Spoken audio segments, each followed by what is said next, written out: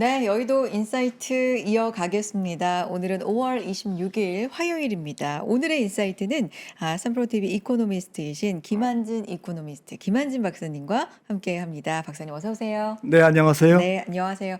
연휴 잘 보내셨어요? 네, 네. 푹 쉬었습니다. 이게 이제 투자하시는 분들도 물론 더 그러실 거고, 저도 이제 진행을 하니까 마찬가지인데, 연휴에도 시장을 봐요. 뭐 이슈 없나 네, 딱 봐요. 그러면은 뭔가 좋은 얘기가 쌓이나 부정적인 얘기가 쌓이나 이런 거 이제 체크하면서 있는데 아우 빨리 열렸으면 싶긴 하더라고요. 연휴 때. 좀 좋은 얘기가 많았어요. 근데 약간은 오늘 그거에 비하면 종가는 살짝은 네. 아쉽다 싶기는 하지만 오늘 시장 얘기부터 좀 해볼까? 어떻게 보셨어요? 뭐 최근 시장이 네.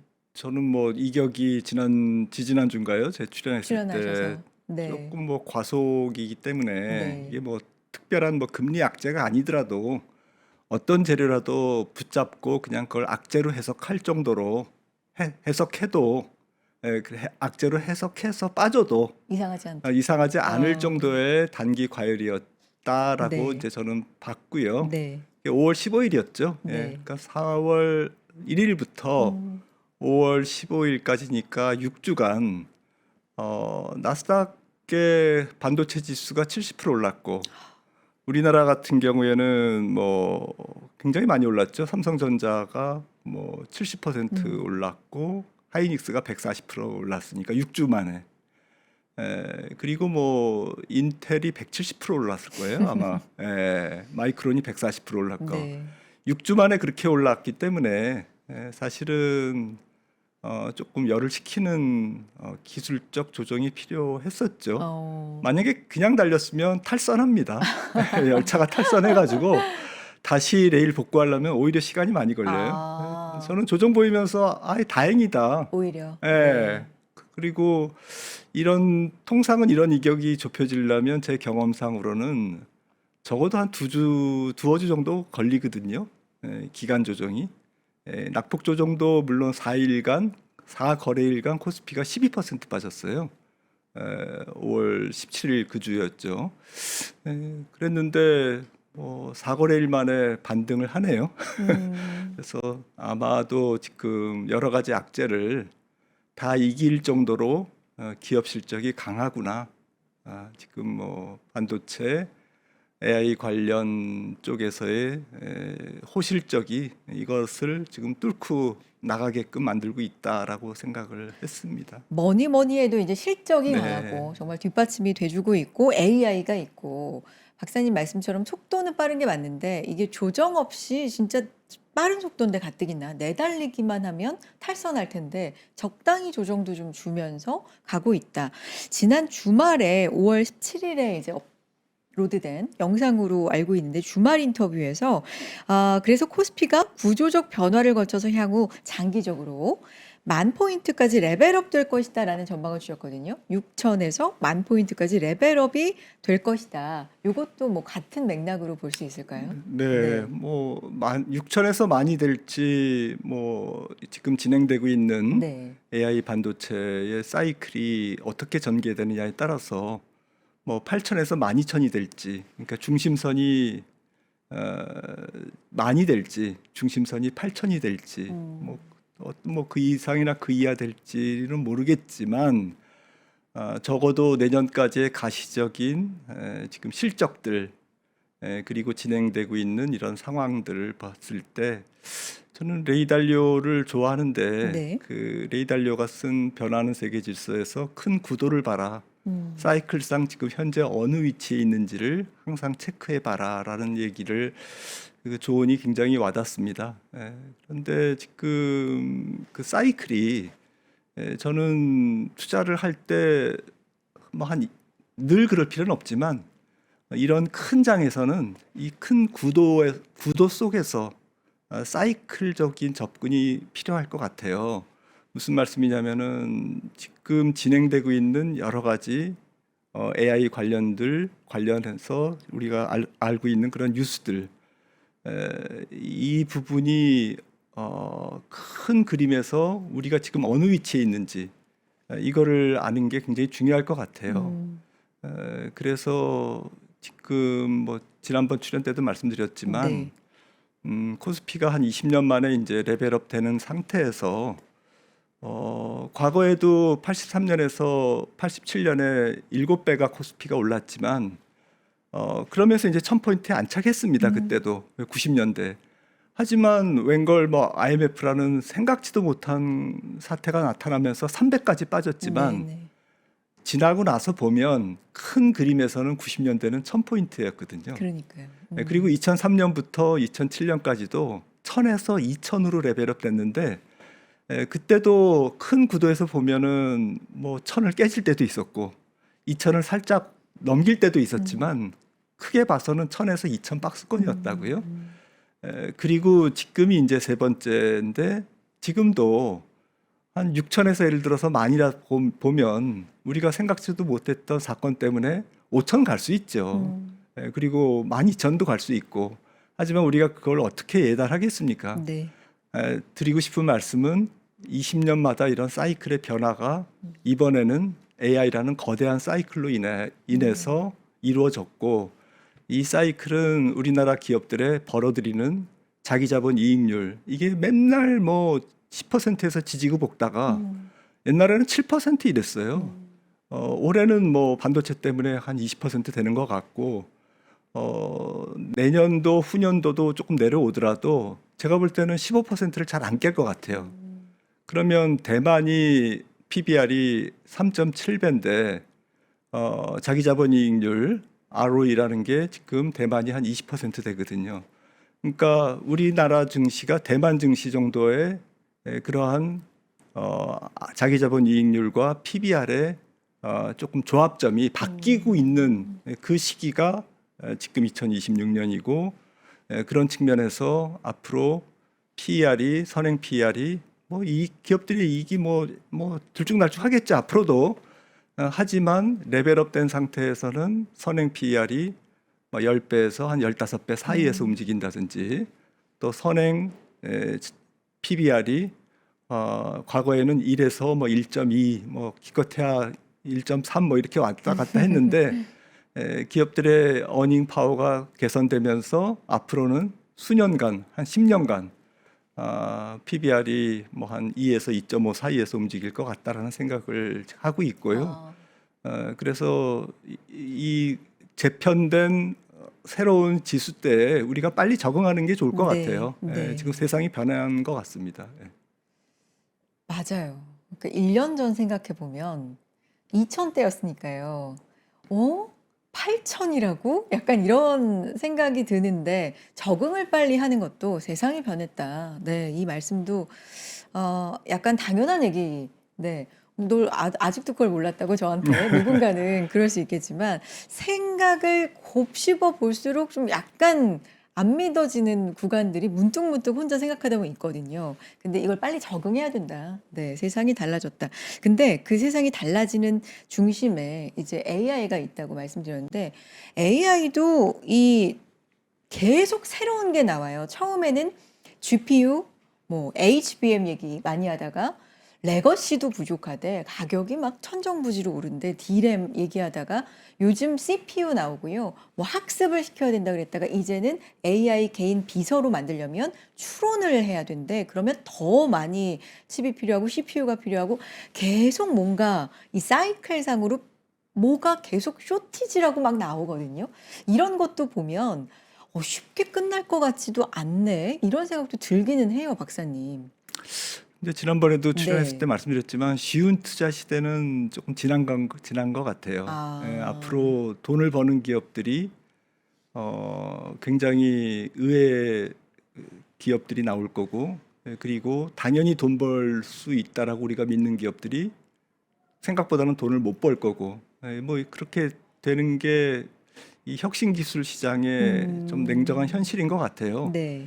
지금 보면 AI를 이용하는 이용자가 있고 이용자를 위해서 데이터 센터를 짓는 하이퍼스케일러가 있고 그 밑에 엔비디아 같은 GPU를 생산하는 부품을 공급하는 애들이 있고 그리고 거기에다가 CPU와 뭐 여러 가지 반도체를 공급하는 그리고 지금 뭐 요즘 최근에 날아가고 있는 뭐 MLCC라든지 어. PCB라든지 유리 기판이라든지 맞아요. 뭐가 다 뭐 부족하대요. 이런 쇼티지 네. 쪽에서 네. 지금 인프라 쇼티지가 지금 뭐 지금 와글와글 거리고 네. 있고 이 하이라키가 먹이 사슬이 이렇게 돼 있는데 결국에는 지금 그 서비스를 최종적으로 이용하는 사람들이 돈을 버는 시대는 아니잖아요. 그다음에 데이터 센터를 그 열심히 짓고 있는 사람들도 돈은 벌지만 우리 아마존, 구글, 뭐 메타, 마이크로소프트가 돈을 벌지만 다른 데서 돈을 벌어서 데이터 센터에 막 꼬라박는 거잖아요. 예. 왜냐하면은 여기서 지면 되게 힘들어질 거라는 걸 그 사람들이 아니까. 그렇죠. 그리고 멈출 수 정작 없죠. 돈을 버는 애들은 결국엔 데이터 센터를 열심히 짓느라고 쇼티지가 난 GPU. 최근에는 GPU보다도 CPU가 훨씬 더 많은 그 쇼티지가 날 거라고 그래서 CPU 그리고 아까 말씀드렸던 뭐 PCB나 MLCC 유리기판 이렇게 사실 골드러시 시대에 삽과 곡괭이죠. 예, 지금 반도체, CPU 이런 것들이요. 예, 그래서 최종적인 이용자들이 결국엔 AI로 돈을 버는 데는 시간이 많이 걸릴 것 같다라는 거고, 그러니까 얘네들이 돈을 벌거나 말거나 일단 데이터 센터는 무지막지하게 지어지고 있으니 일단 삽과 곡괭이를 파는 대표적인 반도체 기업들은 일단은 돈을 버는 거고 모르죠. 앞으로 이제 반도체 경기가 과연 사이클이 안정적으로 움직일 건지 과거처럼 다운턴으로 사이클이 반도체가 들어가면 다운턴으로 들어가자마자 기다렸다는 듯이 분기적자 딱 찍고 무섭거든요. 그걸 알기 때문에 반도체 PER이 높지 않은 거죠. 너희는 시클리칼이야 라는 거잖아요. 그래서 아직도 삼성전자 PER이 5배잖아요. 네. 내년 이익까지 땡겨봤자 한 4.5배밖에 안 돼. 그러니까 아직도 못 믿고 있는 거예요, 시장은. 예. 안 그러면 반도체가 사이클이 다운턴으로 들어가도 과거같이 적자는 아니야. 그리고 우상향의 사이클에서 약간 뭐 공급이 약간 증설되는 게 나올 때는 살짝 가격이 떨어졌다가 네. 다시 또 올라가고 그런 부드러운 상향 사이클이야라고 한다면 훨씬 더 높은 멀티플을 우리가 부여할 수 있거든요. 그래서 드리고 싶은 말씀은 반도체 기업 이익의 질, 결국에는 경기의 순환성, 반도체라는 섹터의 그러한 순환성에 대한 문제, 이런 것들은 아직까지도 고민인 거죠. 우리가 다 모르니까요. 그렇죠. 그리고 두 번째는 우리나라 전체적인 산업이 결국엔 왜 갑자기 이렇게 됐냐라는 거죠. 아니 현대차는 언제 로봇을 준비했고 언제 저기를 인수했대라는 거죠. 예를 들자면. 네네. 그리고 바이오 기업들도 지금은 뭐 반도체 때문에 묻혀 있지만 아니 이런 기업들이 이렇게 지금 잘 나가고 있다고? 뭐 미용기기 회사 뭐 사이즈는 작지만 네. 예를 들어서 그런 것부터 시작해가지고 이런 수출이 잘 것들이 되고. 네. 제가 볼 때는 제조업과 메카트로닉스 그다음에 전기전자 IT 기술이 융합된 이 정도 사이즈의 경제가 전 세계에 없잖아요. 그러다 보니까 이게 지금 꽃을 피우고 있는 거예요.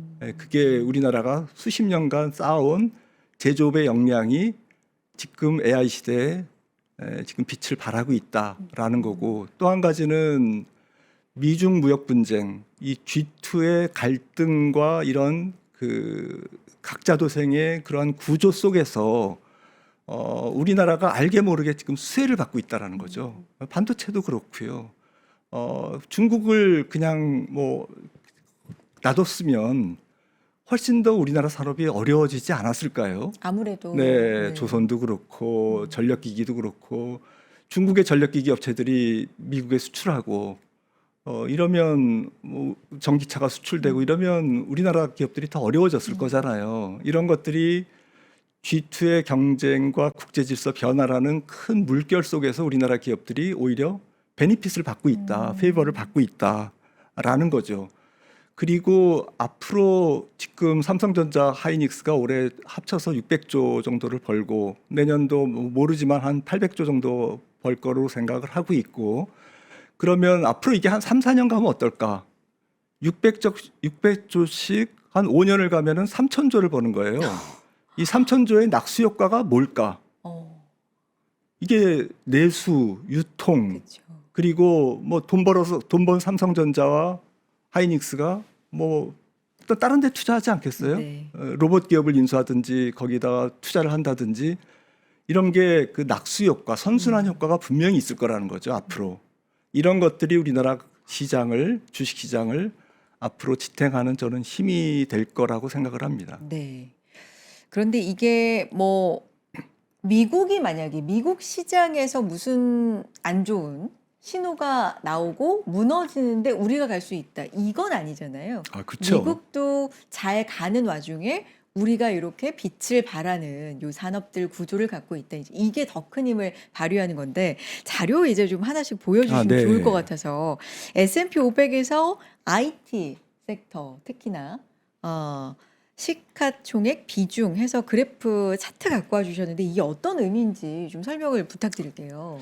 아, 네. 그 2000년 닷컴 버블이 근래 뭐 26년이나 됐습니다만 시간이 많이 지났지만 그래도 가장 근래 역사적인 버블이었기 때문에 이거를 비교하는 것은 의미가 있을 것 같아요. 근데 아, 잘 아시다시피 시청자분들도 역사는 똑같이 반복되지는 않잖아요. 그렇죠. 약간 다르게 반복되기 때문에 아쉬운 대로 비교하는 거지 이게 절대값은 아니다라는 네. 거고요. 네.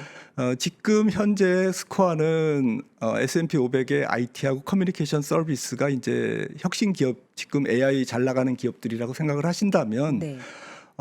지금은 시가총액 비중과 영업이익 비중이 거의 비슷하잖아요. 43%와 48%.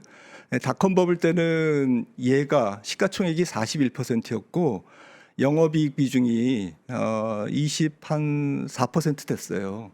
이 차이가 버블이라는 거죠. 돈 버는 예. 것이 현저히 좀 비율이 예. 낮았다. 네. 그러니까 네. 지금도 이게 둘 다 고평가돼 줄 수 있어요. 반에서 1등하는 놈과 2등하는 놈이 다 고평가돼 있을 수도 있어요. 하지만 그렇게 극단적인 상황을 배제한다면 네. 26년 전에 2000년 3월과는 지금 다르다라는 거고요. 나스닥 100이 포드 어닝이 있긴 하지만 조금 불안정해요. 그래서 90년대 특히나 98년 2000년대를 보려면 S&P 그래도 안정성이 좋은 S&P 500에서 IT와 커뮤니케이션 서비스를 보는 게 저는 좋겠다고 생각해서 왜냐하면 당시에 나스닥 100에는 적자 기업이 너무 많았어요. 그래서 지금 현재랑 비교하면 지금은 실적 장세. 이때는 여기까지는 실적 장세였죠. 여기 보시면은 요때까지는 그게 괴리가 안 벌어졌잖아요. 네네네. 그런데 쭉쭉 벌어지더니 여기서 완전히 2배 가까이 벌어진 거잖아요. 네. 이 2배 벌어진 게 결국에는 거품이었다라는 거죠. 그걸 좀 그리고 현재는 지금 거품 징후는 없다. 거품이라는 것은 사실은 두 가지 요건이 충족돼야 된다고 생각합니다. 첫 번째는 속도가 지난번에도 5월 15일 이후에 조정이 4일간 나온 것도 속도가 너무 빠르면 열차가 탈선하듯이 탈선을 할 수밖에 없잖아요. 그래서 속도가 굉장히 중요하고요. 두 번째는 이제 그렇게 빨리 오른 자산 가격이 주가가 누군가가 사줄 수 있을 정도의 합리적인 가격이냐 아니면 도저히 살 수 없는 비이성적인 가격이냐 약간 추상적인 그런 표현이지만은 거기에 따라서 이제 거품이 결정되는데 이렇게 벌어졌다는 얘기는 되게 비이성적이었다는 거죠. 컨빅션이 너무 강했다라는 거고 아니나 다를까 무너진 거죠. 그리고 현재 이제 반도체 같은 경우도 우리나라는 이제 반도체가 중요하니까요. 국장에서는 그 미국의 반도체도 시가총액 비중이 16.7%인데 이익 비중이 15.1%니까 지금 거품이라고 보기는 어렵죠. 그러니까 거의 붙어 있네요. 이익을 네. 거의 그냥 반영하고 있다 네. 이렇게 생각을 하시면 네. 됩니다. 그럼 역으로 여기서 이제 아직은 그러면 과거 닷컴 버블과 비교해 보면 현저한 차이가 있기 때문에 거품이라고 걱정할 단계는 아니지만 역으로 생각해 보면 요 차이가 벌어지기 시작한다면 그때부터는 슬슬 좀 조정이 나올 수도 있는 거고. 그렇죠. 네, 그런 걸좀 염두에 결국에는 둬야 될 나스닥이 이제 그때 S&P 500은 끝까지 매년 한 20-30%밖에 안 올랐어요. 당시에. 예. 네.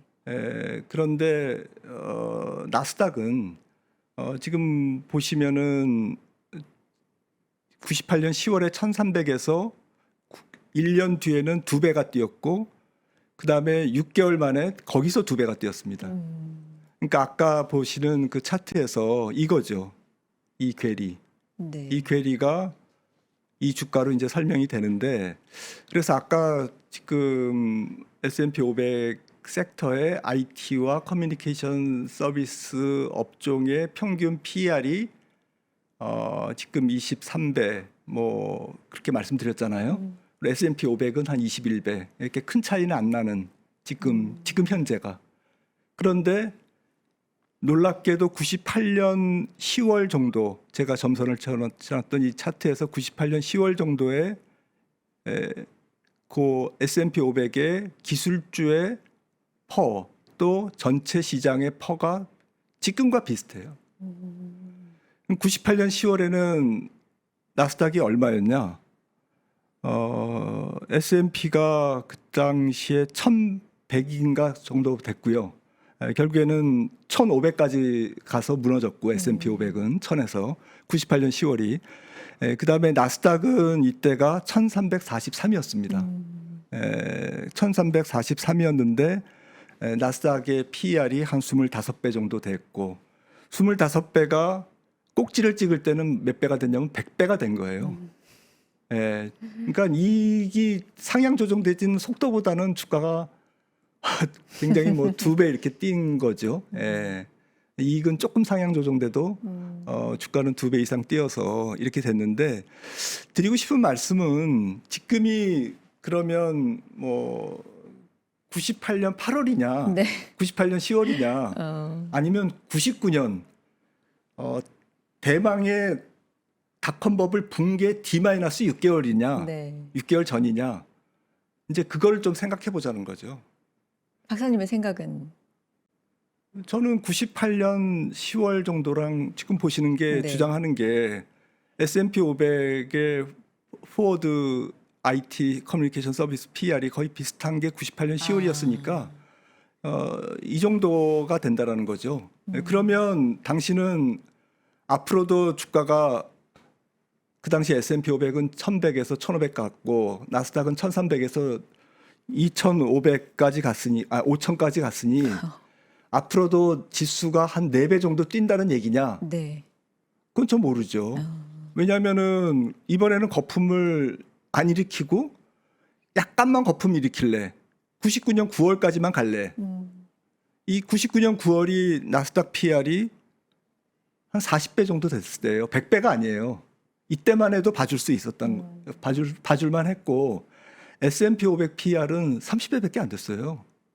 약간 고평가돼 있죠. 역사적으로 네, 네, 고평가돼 네. 있지만 이게 고점을 찍고 80% 찍을 그 하락할 일은 아니었죠. 만약에 99년 9월에 주가가 멈췄다. 야, 우리 게임 그만하자. 그래서 그때부터 조정이 한 20-30% 고점 대비 지수가 빠졌다. 그러면 인류 역사상 닷컴 버블이라는 용어는 탄생되지 않았을 그렇죠. 겁니다. 예. 그러니까 지금 시점에서 지금 여기 있다고 그래 당신 말대로 여기 있다고 치자. 그러면 앞으로 지수가 4배 오른다고? 그건 모른다는 얘기죠. 네. 여기까지만 갈 수도 있잖아요. 99년 9월 수준. 그러니까 높긴 높아도 약간 비이성적으로 높아도 극단적인 정말 뭐 말도 안 되는 거품은 아닌 그런 중간 정도의 지점까지 갔다가 이번에는 조정이 들어갈 수 있는 거죠. 하지만 지금 고점 대비 그 닷컴 버블을 100으로 봤을 때 지금 몇 분 응선에 와 있느냐라고 봤을 때는 지금 9분 응선, 8분 응선은 아니다라는 거죠. 지금 드리고 싶은 말씀은. 네. 그거보다는 훨씬 좀 더 시간이 남아 있다. 네, 제가 한 네. 7회 말 8회 초라고 말씀드리니까 야구 비유, 네. 다른 방송에서도 그런 얘기를 한번 했었나 봐요. 네. 그러니까 그 PD님이 묻더라고요. 네. 그러면 닷컴 버블의 70-80%냐? 그러니까 거의 끝났다는 거냐. 네, 저는 네. 그건 아니다라는 거죠. 그게 아니고 올해 이닝 2026년을 야구의 한 게임 이닝으로 봤을 때는 내년도는 이제 내년에 시작하는 거고 올해 이닝은 한 7-8회 정도인 것 같습니다라고 네. 얘기를 한 거죠. 예. 근데 아직 5월밖에 안 돼서. 예. 그럼 하반기를 조금 더 뭔가 이슈적으로 저는 그런데 반도체 네. 주가가 그 내년도에도 그 반도체 아까 말씀드렸던 이익의 질 네. 사이클의 그 극단적인 상황이냐 아니냐, 그리고 반도체 기업들이 벌어들인 낙수 효과, 그리고 국제적인 구도 글로벌 환경에서 우리나라 기업들의 위상, 이런 것들이 좌우되겠지만 일단은 그래서 내년이나 후년에도 주가가 그렇게 너무 이렇게 괴멸적으로 하락하는, 뭐 괴멸적인 하락을 퍼센티지로 몇 퍼센트라고 말씀드리기는 참 애매한데 네네. 제 기준으로는 한 20-30% 떨어지는 거는 괴멸적인 하락이 아니에요. 그냥 조정. 예, 네. 그리고 아마도 제가 볼 때는 네. 코스피가 20-30% 하락하더라도, 만약에 내일부터 하락하더라도 옛날처럼 2달, 3달에 걸쳐서 빠지지 않을 것 같아요. 그럼요. 한 2-3주에 걸쳐서 다 끝날 것 같아요. 아, 좀 빠르게. 네, 빠르게 빠르게 끝나고 또 조정을. 빠르게 올라올 것 같아요. 특히나 내일 뭐 두배 ETF. 두배 ETF도 나오는데 시장은 더 그렇게 가는 것 같습니다.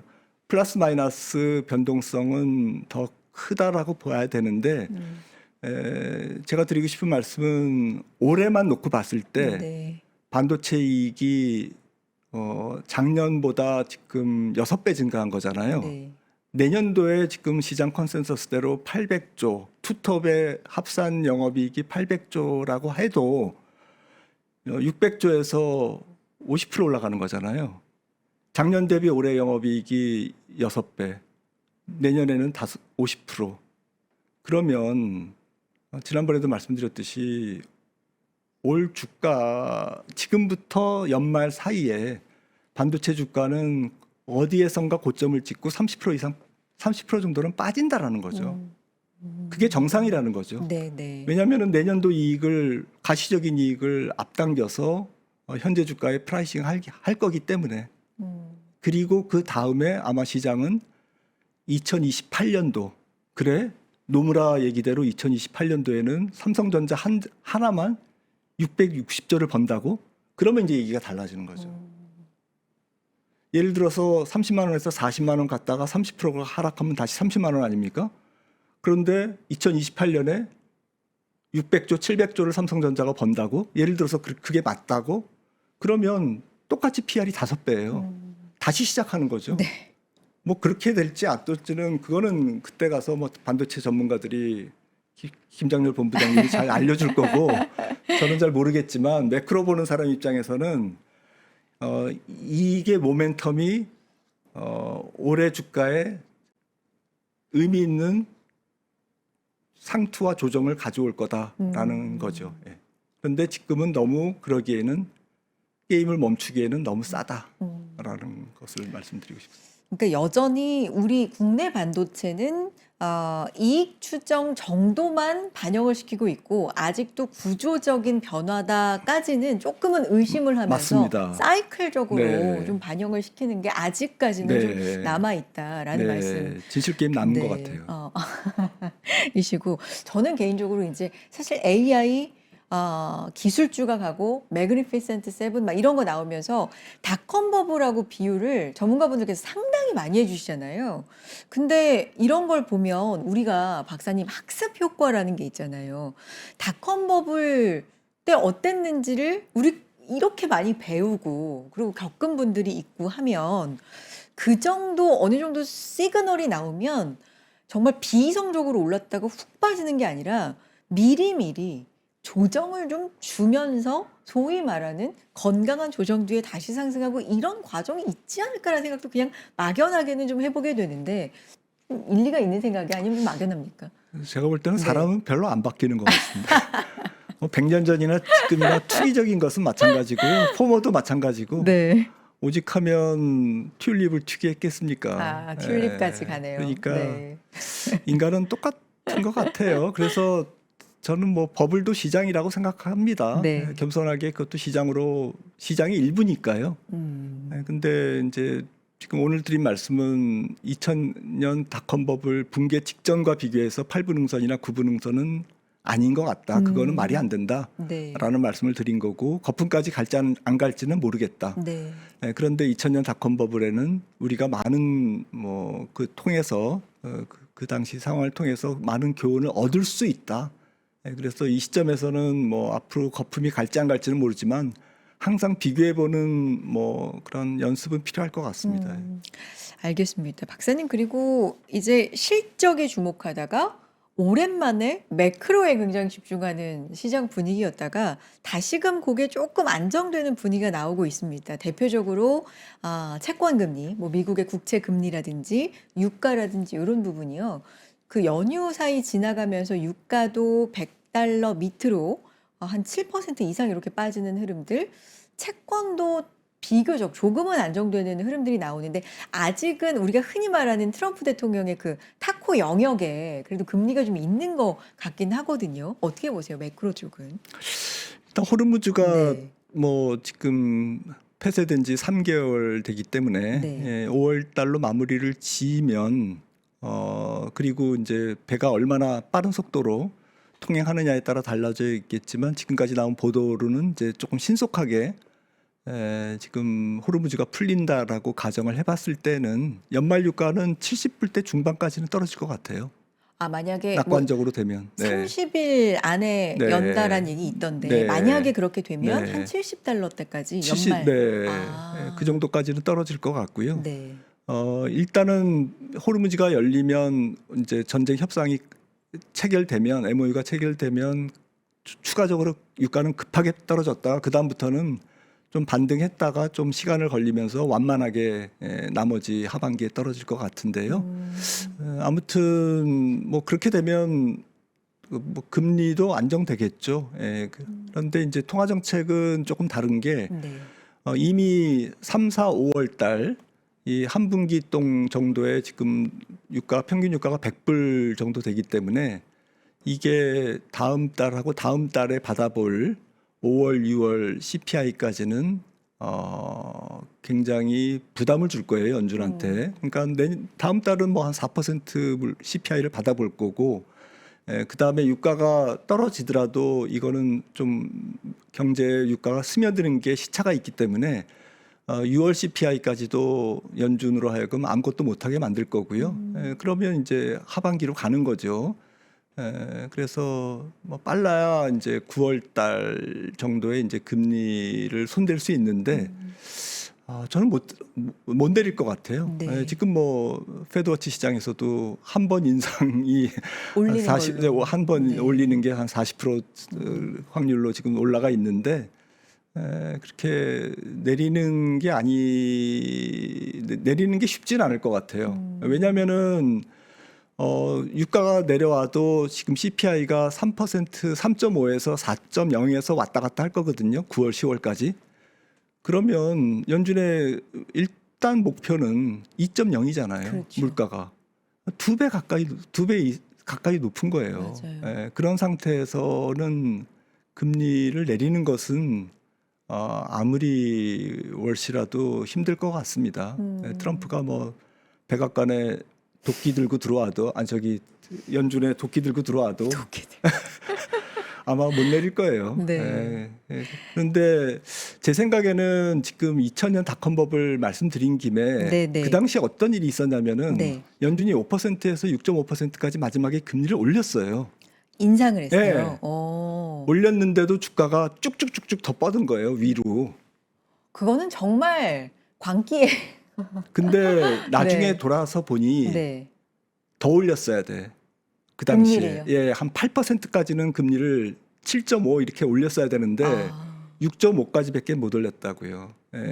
그러니까 그때 왜 못 올렸냐면은 아시아 외환 위기가 우리 97년 있었고 그렇죠. 98년까지 그 여파가 있었고 99년에 러시아 모라토리엄이 있었습니다. 러시아가 부도가 났고 러시아 모라토리엄이 되면서 남미가 타격을 받았어요. 그래서 뱅크 오브 아메리카하고 미국의 상업은행들이 남미의 익스포저가 컸기 때문에 연준이 금리를 못 올렸어요. 그래서 지난번에 폴 추더 존스가인가요? TV에 나와서 얘기한 게 자기는 증시를 좋게 보는데 그 이유가 올해 연준이 금리를 올려야 되는 상황인데 못 올리는 바람에 주가가 거품으로 갈 수 있다. 아, 그 얘기를 한 거예요. 네네. 제 기억이 확실치는 않습니다. 폴 투더 존스인지 다른 분인지는.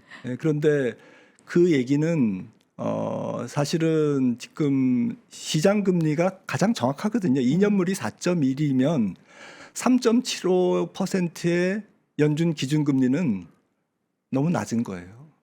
4.0은 가 있어야 돼.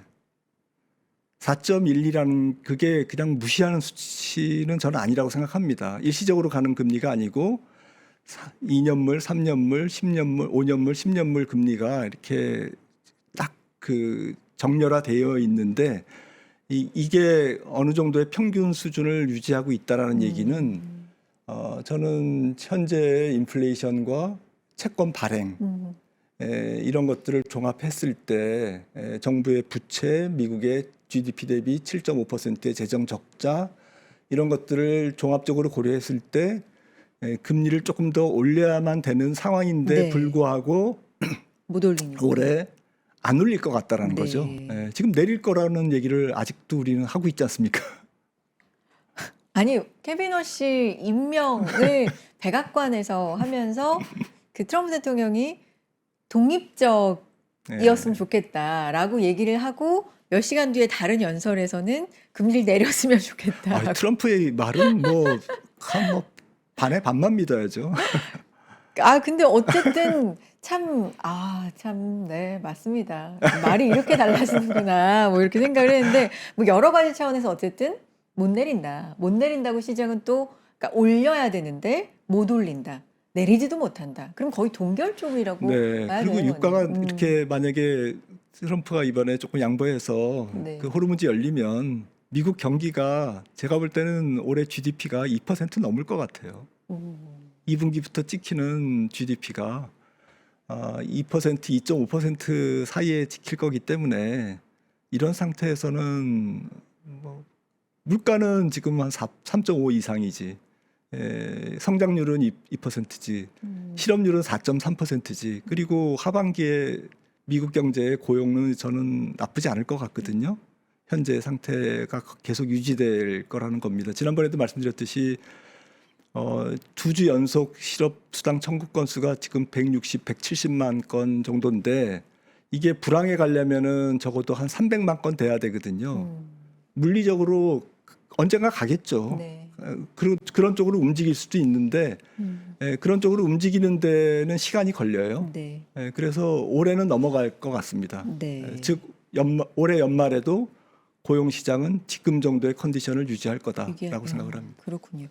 박사님 그러면은 이제 서서히 마무리를 하면서 네. 지난번에 이제 오늘 시작하면서도 말씀을 드렸는데 밴드 자체를 6천에서 만으로 제시를 해주신 거라고 보면 되는 거잖아요. 근데 오늘 이제 8천이면 정말 딱 반, 거기에 반 온 건데 8천에서 만으로 가느냐 아래로 가느냐의 가장 큰 중요한 지금부터 봐야 할 그런 부분은 뭐라고 보십니까? 네. 시장에 녹아 있는 반도체에 대한 뭐 반도체뿐만 아니라 CPU 그리고 AI 전체적인 데이터 센터 투자의 지금 사이클, 네. 그다음에 거기에 대한 신뢰성 뭐 이런 것들이 종합돼서 실적 장세가 앞으로 더 이어질 수 있다라는 시장의 확신이 강해지면 아래쪽보다는 위쪽으로 도전할 것 같고요. 앞서 말씀드렸듯이 그게 우리가 생각하는 것보다도 6개월 전, 1년 전에 생각했던 것이 반도체에 대한 경기, AI 데이터 센터에 대한 투자에 대한 의심 이런 것들이 다 과소평가됐던 거거든요. 우리가 요 정도까지만 봤었는데 계속 그거를 뛰어넘는 지금 맞아요. 경기가 AI 경기가 계속 지금 표출되고 있는데 앞으로 하반기에도 그렇게 그때 한 5월 달에 본 게 너무 소심하게 봤어. 반도체 경기도. 이렇게 만약에 움직인다면 추후에 나올 12개월 예상 EPS가 계속 상향 조정되지 않겠습니까?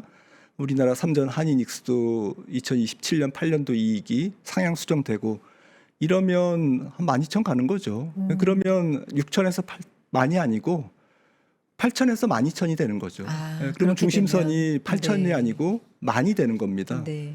그래서 이거는 뭐 우리가 예단하기는 어려울 것 같아요. 그냥 음. 상황을 보시면서 반도체 전문가들 또 그쪽에 AI 경기를 보시는 분들의 이야기를 계속 경청해야 될 것 같습니다. 결국에는 중심에는 어쨌든 반도체에 좀 달려 있다. 네. 라는 말씀이시고 요 실적 장세에 대한 확인 이런 것들이 만약에 이어진다면 6천에서 만이 아니라 이제는 8천에서 12,000. 예. 아, 그러니까 지난 네. 6년간 미국에서 한 1조 달러가 데이터 센터에 투자됐거든요. 그쵸. AI에. 근데 앞으로 한 4, 5년간 4조 달러를 투자한다는 거예요. 그러면 미국 GDP의 한 10년간 GDP의 1.3%밖에 안 됩니다. 그러니까 우리가 주목해야 될 것은 앞으로 4년간 또 5년간 예정대로 한 4조 달러가 차질 없이 투자될 거냐. 차질 없이 투자되면 반도체 사이클은 약간 다운턴 사이클은 있더라도 그걸 매수 기회로 생각해야지 과거처럼 괴멸적 하락 사이클로 생각할 수는 없는 거죠. 이제 그 부분을 말씀드리는 거죠. 그러니까 말씀하신 부분 중에 정말 하락이 언제든 나올 수 있는데 예전처럼 괴멸적 하락이라고 표현해 주셨는데 정말 장기간 하락으로 예. 이어지는 그런 게 아니라 짧게 그런 조정이 올 수 있다라는 말씀인데 그렇게 되면 혹시나 조정이 매수의 기회로 또 네. 활용될 수 있는 국면일 수도 있다. 이런 말씀이시네요. 알겠습니다. 오늘 여기까지 듣고 뭐 야구에 비유해서 7회 말 8회 초 이렇게 말씀하신 부분에 대한 오해도 오늘 좀 풀 수 있는 그런 시간이었던 것 같습니다. 오늘 인사이트, 여의도 인사이트는 김한진 이코노미스트, 김한진 박사님의 인사이트와 함께했습니다. 오늘 여기까지 듣겠습니다. 고맙습니다. 감사합니다. 여의도 인사이트까지 이렇게 함께 하셨습니다. 지금도 보면 오늘 밤부터 이제 또 다시 미국 시장도 개장을 해서 진행이 되고 거기서 나온 이슈들이 내일 또 분명히 우리 시장에 영향을 주겠죠. 자, 그래서 준비를 한 박명석 큐레이터의 박명석의 월가 퀵샷 알고 계시죠, 여러분? 방송에서 다 하지 못한 미장, 국장 실시간 텍스트 강의하고요. 해외 유명 연사 인터뷰하고 인사이트를 직접 큐레이팅하는 부분, 또 매일 미장 개장 시간마다 진행하는 라이브까지 구독 서비스에 모두 담았습니다. 이미 많은 분들께서 수강, 구독하고 계시는 그래서 강의 듣고 계시는 뭐 박병창 대표님, 이선엽 대표님, 김정일 본부장님, 차영두 소장님, 장호진 대표님 이런 강사분들의 날카로운 시황 분석 교육 여전히 많이 사랑받고 있으니까요. 여러분 박명석 큐레이터까지 포함해서 저기 강사진들 많이 관심 가져주시고 또 구독 신청해 주시기 바랍니다. 시황 분석 영상 강의 또 실시간 스팟 시황 분석 강의도 제공되니까요. 도움 받아보셨으면 좋겠습니다. 자, 이렇게 화요일 시장에 대한 이야기는 마무리하겠고요. 저 바로 뒤에 김정일 본부장님의 테크 세션 단독 방송 이어지니까 많은 관심 부탁드립니다. 저는 내일 인사드리죠. 고맙습니다.